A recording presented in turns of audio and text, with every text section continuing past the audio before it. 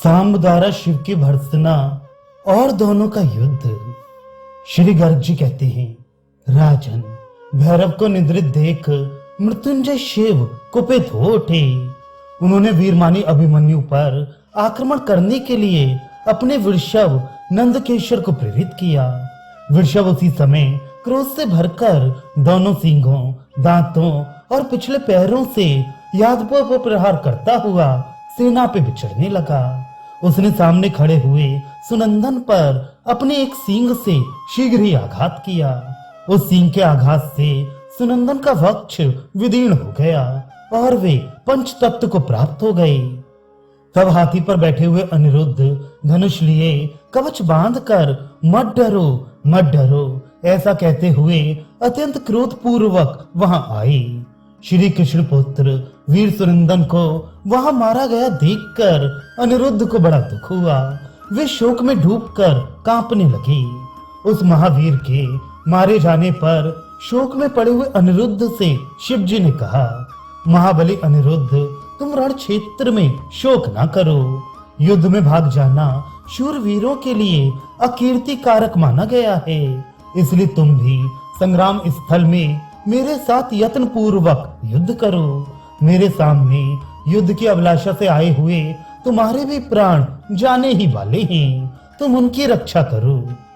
श्री गर्ग जी कहते हैं, राजन, भगवान शिव की ये बात सुनकर यदकुल तिलक अनिरुद्ध ने शोक त्याग दिया और शिव जी के मस्तक पर 5 बाण मारे। वे 5 बाण महेश्वर के जटाजूट में उलझ गए और गीत के पंखों से युक्त वनस्पति की शाखा के समान दिखाई देने लगे।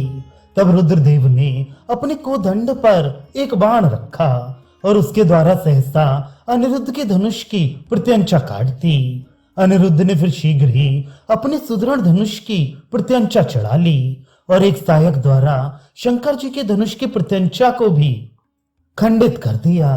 तब उन दोनों में अद्भुत एवं रोमांचकारी युद्ध का समाचार सुनकर विमान पर बैठे हुए इंद्र आदि देवता कौतूहलवश वहां आ गए और आकाश में स्थित हो वह युद्ध देखकर भय से विवल हो परस्पर कहने लगे।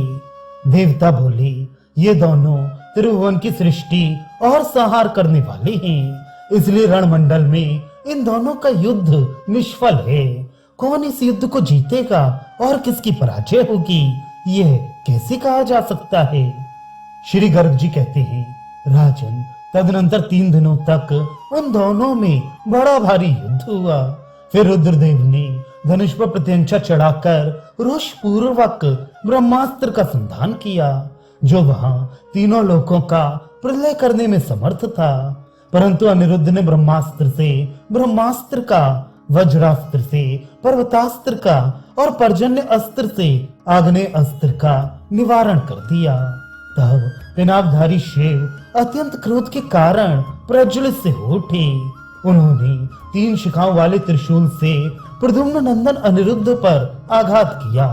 वह त्रिशूल अनिरुद्ध को विदीर्ण करके हाथी को भी चीरता हुआ निकल गया और उन दोनों के बीच में ऊपर को पंख भाग तथा नीचे को मुख किए स्थित हो गया।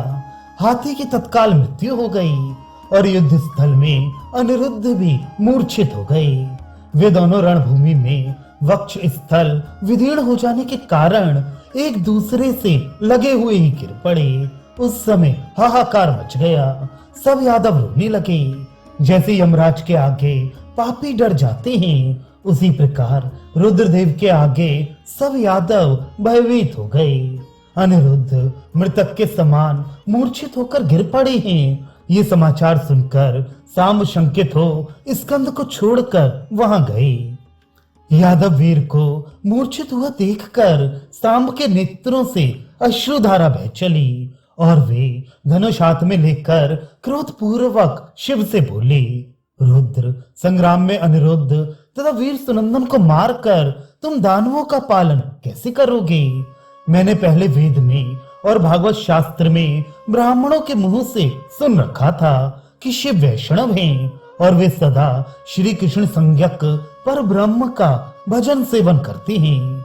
आज प्रद्युम्न कुमार के धराशायी होने पर वह सब कुछ व्यर्थ हो गया। सुनंदन श्री कृष्ण के पुत्र हैं, किंतु उन्हें भी तुमने युद्ध में मार डाला। महेश्वर, शिव, तुम व्यर्थ युद्ध करते हो, तुम्हें धिक्कार है, तुम श्री कृष्ण से विमुख हो।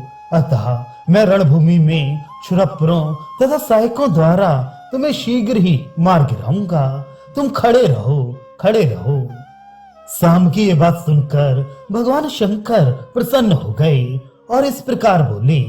शिव ने कहा, यादव श्रेष्ठ, तुम धन्य हो, तुम मुझसे जो कुछ कह रहे हो वह सब सत्य है।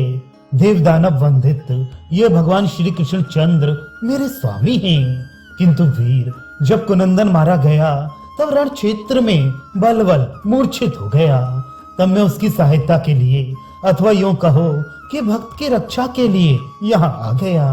मैं अपने दिए हुए वचन को सत्य करने के लिए आया हूँ और भक्त का प्रिय करने की इच्छा से सम्रांगण में किंचित कुपित होकर युद्ध करता हूँ।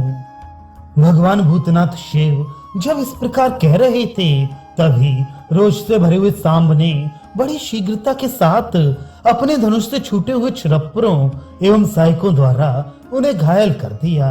उन बाणों से आहत होने पर भी रुद्रदेव को थोड़ी सी भी वेदना नहीं हुई, जैसे फूलों से मारने पर गजराज को कुछ पता नहीं चलता है। अब शिव ने अपना धनुष उठाया और युद्ध में जामवती कुमार को अनेक तीखे बाण मारे। सांब शिव को और शिव सांब को परस्पर घायल करने लगे। उन दोनों का युद्ध देखकर देवता ऐसा मानने लगे कि अब समस्त लोकों का संहार होने वाला है। राजन, पृथ्वी पर और आकाश में महान कोलाहल मच गया।